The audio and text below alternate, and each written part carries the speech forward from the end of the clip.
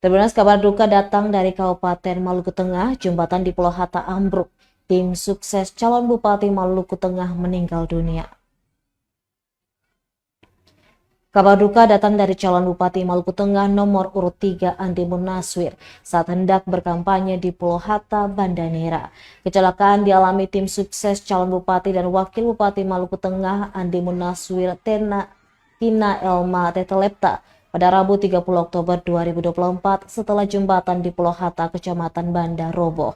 Informasi yang dihimpun tribunlampung.com, anggota tim sukses ini baru akan menjemput calon Bupati Maluku Tengah Andi Munaswir yang baru tiba di Pulau Hatta. Saat melalui jembatan atau dermaga beton, tiba-tiba jembatan ambruk. Korban semua tercebur ke laut. Laut itu sendiri dangkal karena masih dekat sekali dengan bibir pantai.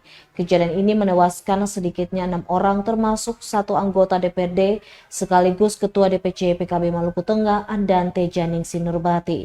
Selain itu ada juga mantan anggota DPRD Provinsi Maluku sekaligus Ketua Tim Pemenangan Pasangan Calon Ruslan Hurasan.